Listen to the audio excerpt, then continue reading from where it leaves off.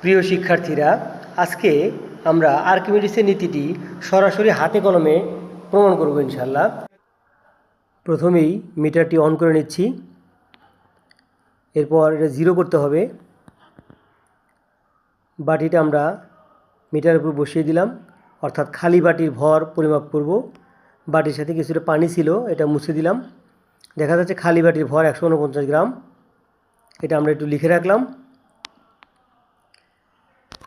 এবার আমার হাতে দেখা যাচ্ছে একটা কাঁচের বার। এই বারটাকে আমরা স্প্রিং নিক্তির এক প্রান্তে ঝুলিয়ে দিলাম, দিয়ে নিক্তির আমরা ভরটা মেপে নিলাম।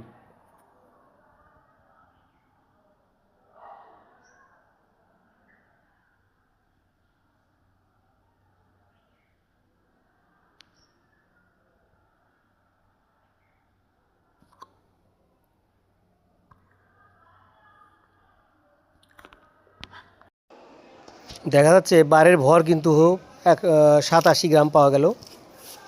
এইবার আমরা বোতলের সাহায্যে বিকারের মধ্যে পানি ঢেলে নিচ্ছি। এমনভাবে ঢালতে হবে যেন বিকারটি কানায় কানায় পূর্ণ হয়।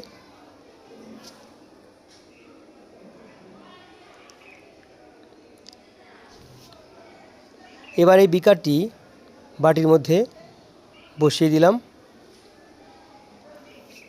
এবার বাটিসহ বিকারটি খুব সাবধানে আমরা স্প্রিং নিক্তির নিচে বসিয়ে দিলাম এবং বারটি উঁচু করে ধরতে হবে।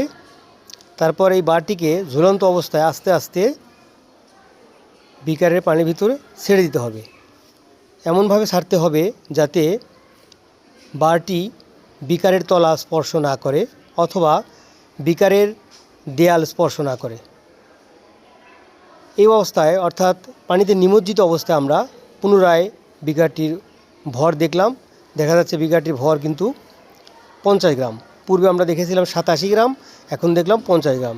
তো দুটাকে বিয়োগ করলে আমরা দেখতে পাচ্ছি বিকারটি 37 গ্রাম ওজন হারিয়েছে। এবার অত্যন্ত সাবধানে দণ্ডসহ স্প্রিং নিক্তিটি আমরা সরিয়ে নিচ্ছি।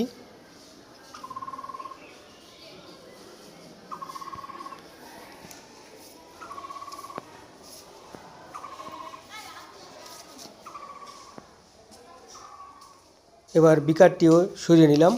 দেখা যাচ্ছে বাটির ভিতরে কিছুটা পানি পড়ে গেছে। এটি হচ্ছে মূলত ওই বারটি দ্বারা অপসারিত তরল। এবার আমরা এই অপসারিত তরল সহ বাটিটি পুনরায় ওজন করলাম। দেখা যাচ্ছে 186 গ্রাম। এটি থেকে খালি বাটির ভর 149 গ্রাম বিয়োগ করলে ফলাফল হয় 37 গ্রাম। অর্থাৎ অপসারিত তরলের ওজন 37 গ্রাম, যা বারের হারানো ওজনের সমান। সুতরাং আর্কিমিডিসের নীতি প্রমাণিত হলো। সবাইকে অসংখ্য ধন্যবাদ।